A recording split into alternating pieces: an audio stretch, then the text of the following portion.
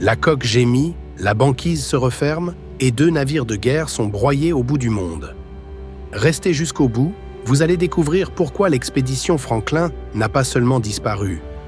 Elle a laissé derrière elle un message, des eaux marquées, et un mystère que l'Arctique a gardé plus d'1 siècle.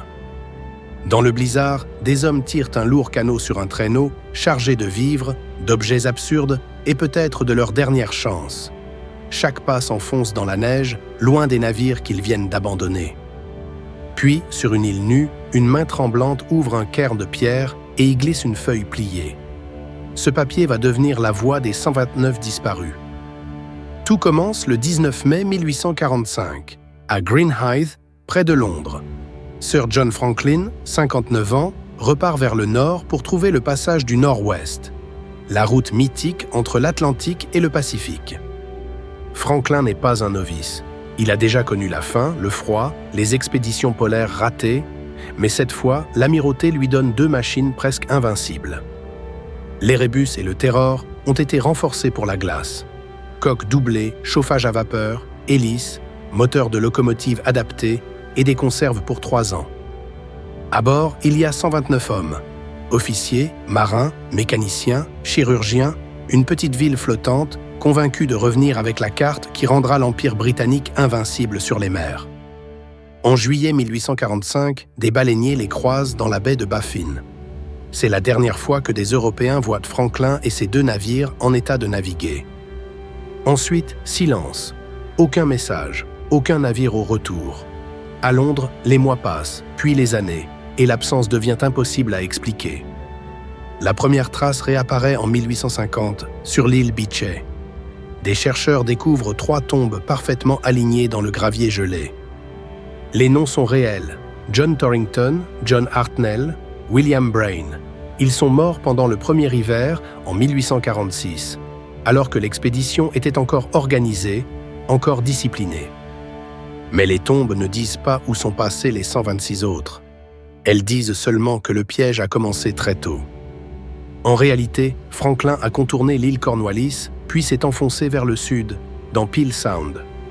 À l'automne 1846, près de l'île du roi Guillaume, la mer se ferme. L'Erebus et le Terror sont pris dans la glace. Pas pour une nuit, pas pour une semaine, pour 2 hivers entiers. Le 28 mai 1847, un premier message est déposé à Victory Point. Il affirme que tout va bien. Il donne des positions, des dates, une routine militaire, presque rassurante. Mais moins d'1 mois plus tard, le 11 juin 1847, Sir John Franklin meurt. La cause exacte n'est pas connue. Alors le commandement passe à Francis Crozier, capitaine du Terror, et à James Fitzjames, capitaine de l'Erebus.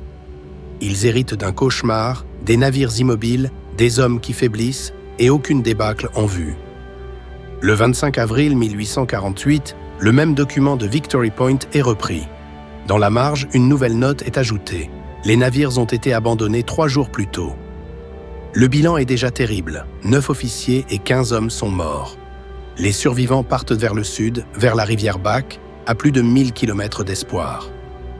Des années plus tard, des Inuits racontent avoir vu des hommes blancs avancer péniblement, puis des corps près de la côte. Ces témoignages, longtemps minimisés, guideront les recherches modernes. Sur l'île du roi Guillaume, on retrouve des os humains. Certains portent des traces de coupe. Les analyses modernes confirment une possibilité longtemps taboue. Dans les derniers jours, des survivants ont eu recours au cannibalisme. Le plomb des conserves, le scorbut, la faim, le froid, l'épuisement, aucune cause unique ne suffit. La catastrophe Franklin semble être une chaîne, chaque maillon refermé un peu plus fort sur les hommes. Puis le mystère change de forme. En 2014, Parks Canada retrouve l'épave de l'Erebus dans le golfe de la Reine Maude. En 2016, le Terror est identifié dans la baie Terror. Les navires ne sont donc pas là où tout le monde les attendait exactement. Quelqu'un ou quelque chose les a déplacés après l'abandon. Glace dérivante, courte remobilisation ou dernier acte encore mal compris. Aujourd'hui encore, chaque objet remonté du froid ajoute une phrase au récit, mais pas le dernier mot. Franklin était parti pour ouvrir un passage. Il a ouvert l'un des plus grands mystères de l'Arctique.